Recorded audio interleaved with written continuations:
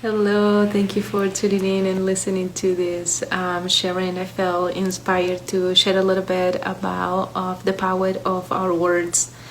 In the work that I do, I guide clients to reconnect to the elements, and this by being air, water, fire, and earth.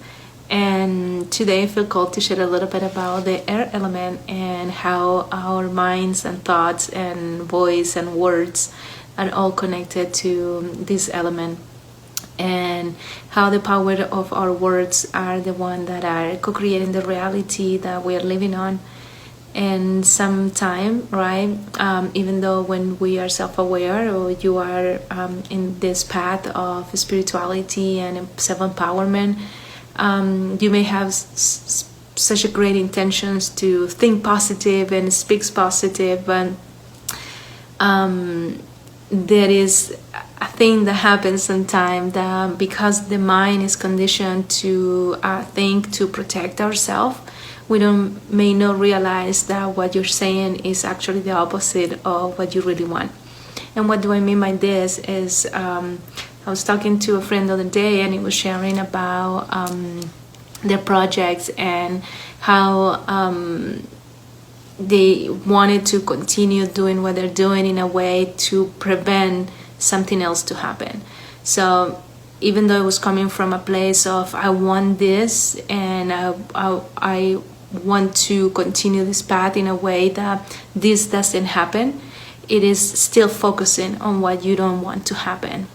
For example, when it's raining outside and somebody says I'm going to wear a rain jacket or get an umbrella so I don't get wet, even though the intention is positive, the intention is to remain dry, right? You're saying what you don't want to happen, right? I'm getting something so this doesn't happen. And if we said it's raining outside, I'm going to get an umbrella or a rain jacket to remain and myself dry, to keep myself dry, it's most likely that your mind is going to feel like weird to even hear it then, right? Because somehow the mind has been conditioned to think of protection, and we never know what we want until we know what we don't want, right? So the human brain will go into what doesn't want first to then know what really wants, right? So when we are speaking and we're saying, I'm doing this because I don't want this to happen, it is very common. It is very, common for people to go there. When I ask clients, okay, tell me what you want. And they start telling me what they don't want. I want this because I don't want this to happen. I want this because I don't want this. So somehow unconsciously they're still saying what they don't want instead of what they truly want. And when I ask again, what do you really want? There is a pause. There is like a thinking of, what do I really want in a positive way? How can I verbalize it and speak it in a positive way? And this is a training, right? A training of the mind, a training of the being conscious of our words and how our words are co-creating our reality. And there is a saying, right? Abracadabra, which means I create while I'll speak. So when we're saying what we don't want, we are calling into that. The universe, creator, the goddess, the creator energy, divine energy, however you want to call it, doesn't understand no, right? It always wants to give us everything we focus on, right?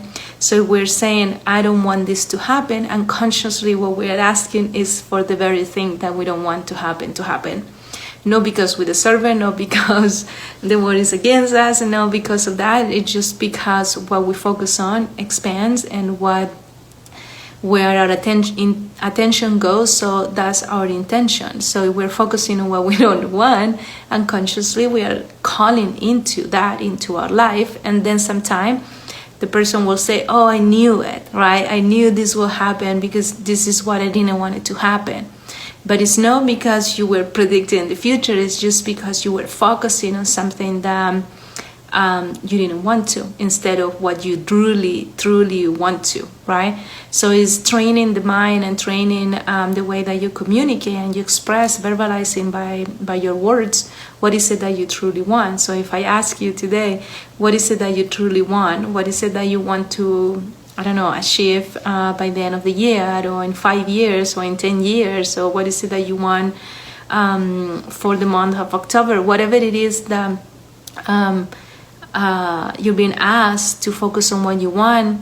Take a pause and realize where your mind is going and what you will usually answer, and see if it's coming from a place, oh, I want this because this is what I truly want, or I want this because I don't want this to happen.